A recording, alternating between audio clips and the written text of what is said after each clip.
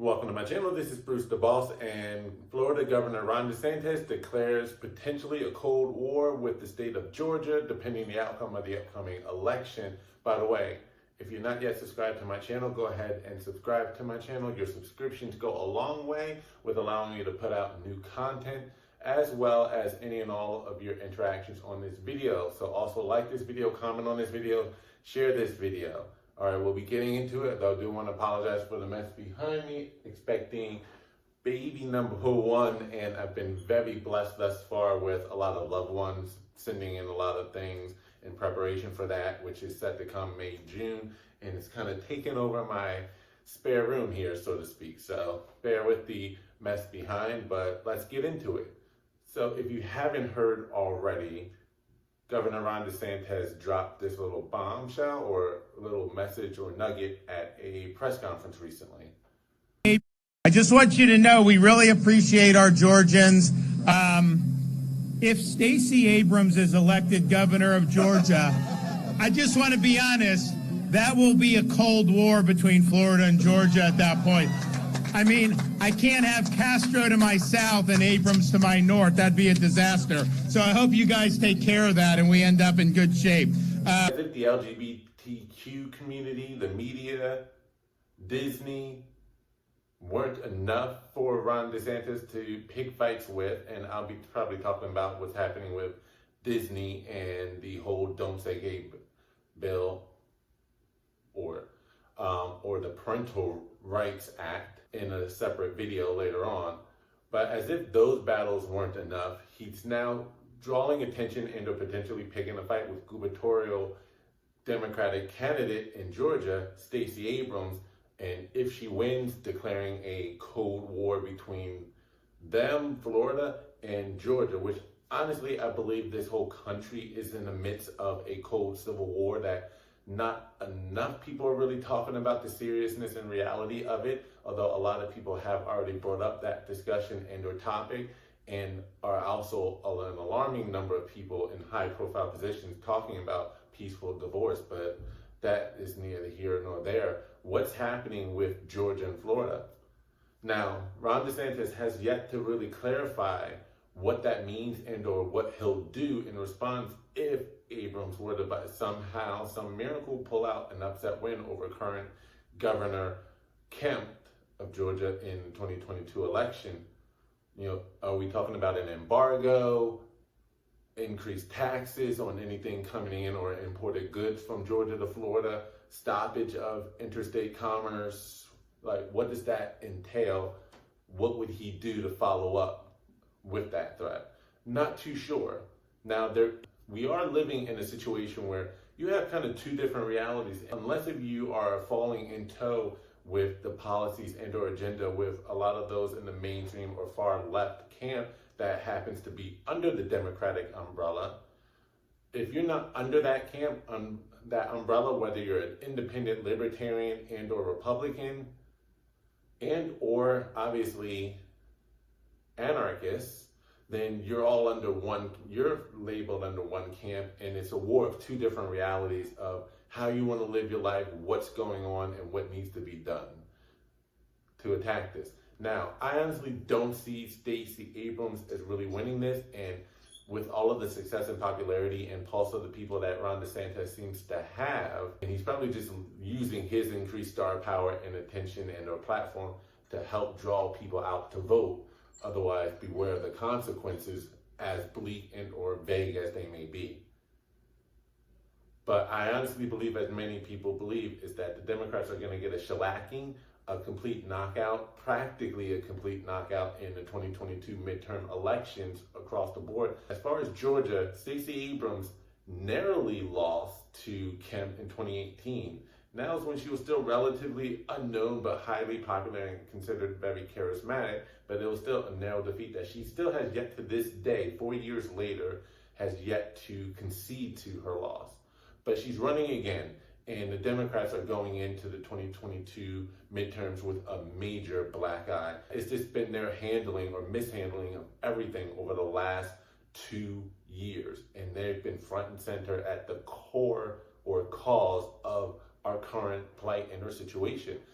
For instance, let's take a look over the past couple of years, how they contributed to the massive increase in crime, vandalism across the country, but specifically in Georgia, the massive Black Lives Matter protest that mostly erupted into riots, looting, and a lot of injury, mayhem, and unfortunately a lot of death. In fact, more Black deaths during the course of the riots over George Floyd and Rayshard Brooks than unarmed Blacks killed by cops the entire year of 2020 or 2021 for that matter.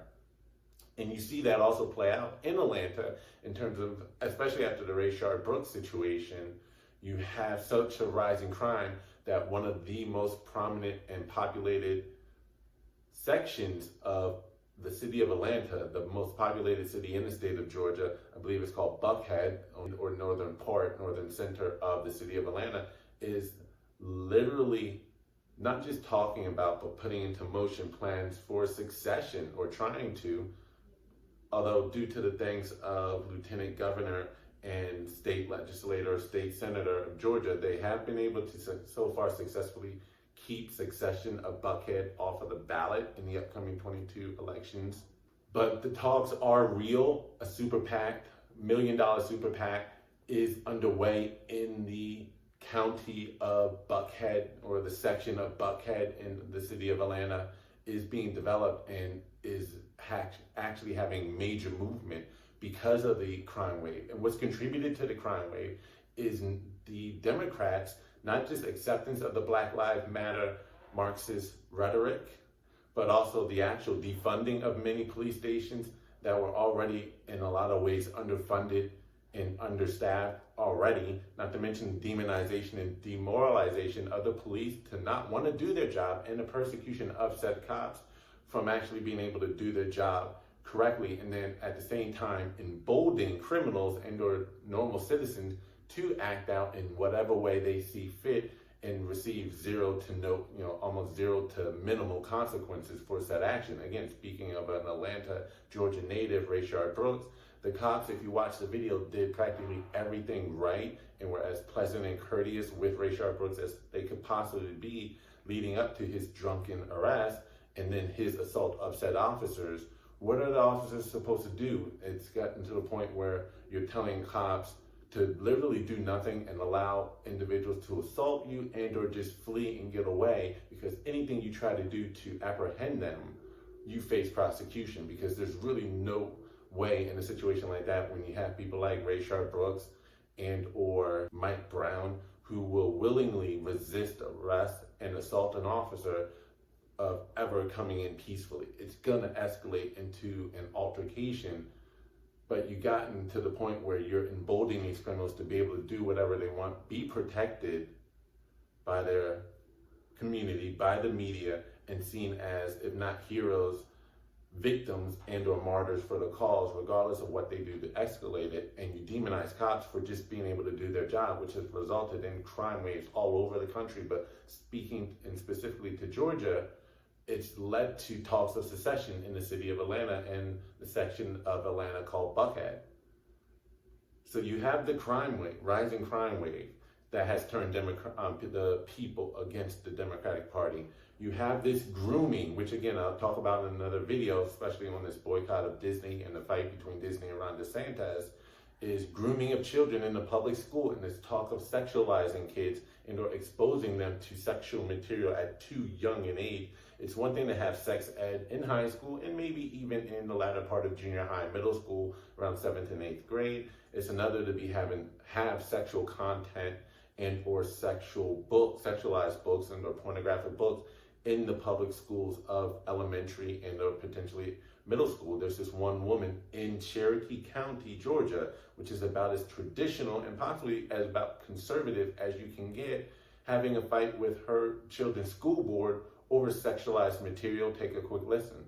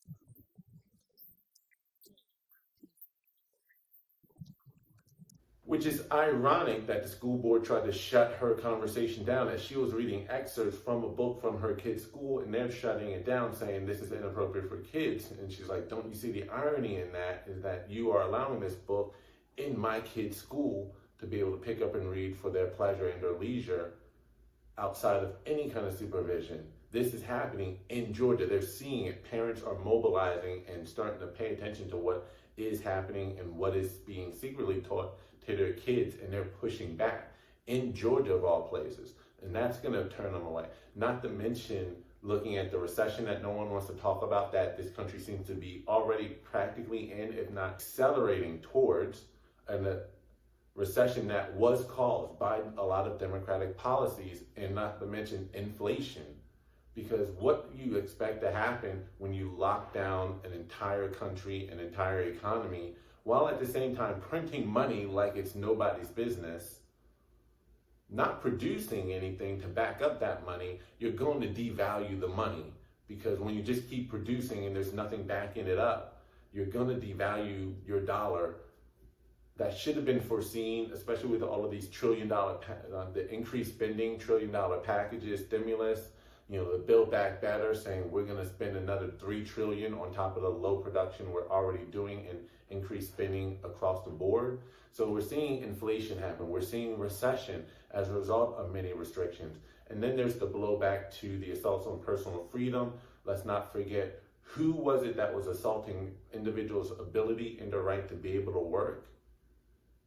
And who was the party responsible for not only forcing millions of individuals across the country, but specifically Georgia, not only out of work, but then at one point within the past couple of months, we're forcing Americans across the board to take an experimental jab that didn't even do anything that it was advertised to do, as I shared in other videos of how they talked about it will prevent you from not only getting a virus, but also spreading it. None of that turned out to be true, but you tried to force this experimental jab on the American population. And if it wasn't for Republican governors and attorney generals in each of the Republican-owned states pushing back, and the appellate court victories and the Supreme Court victory, at least over the OSHA Act, which represented the majority of private employees, and then federal contractors mandate, which affected another swath of the workforce population. If not for those getting shut down in the court, thanks to Republican governors and their attorney generals, we would have a population that was either by the millions forced out of the workplace because they refused to get the jab, and or have their bodies violated, the Nuremberg Code violated, for being forced to take an experimental jab that did nothing of what it was advertised, and then not even allowed to talk about or look into any and all side effects. God forbid you talk about the known side effect, social media will ban you. And we see who was championing what and who was defending what. It was Republican governors that got their citizens back to work, that got the economies running again. At least they did it first. Florida was the first to do it. Then Texas, Georgia followed suit. It was the Democratic states in the run cities that were lagging seriously behind on that. So they know who's responsible for what and what policies, and how the Democrats' policies and or overreaction to a lot of things have led us to the position we're at. They see it at the gas pump. They see it at the supermarkets. When they spend their money and see they are getting fewer and fewer and fewer returns from it or for it that they once had or enjoyed but a year ago. So Stacey Abrams is in a lot of trouble and is showing in the polls because she's currently down by I think 9 points to Kemp. Again, after a narrow defeat 3 to 4 years ago, and she should have only risen in popularity. You also have millions of Americans across the country who also feel as though 2020 was cheated from them, and no one is looking into it or performing and or looking into doing any audits to prove their point one way or another.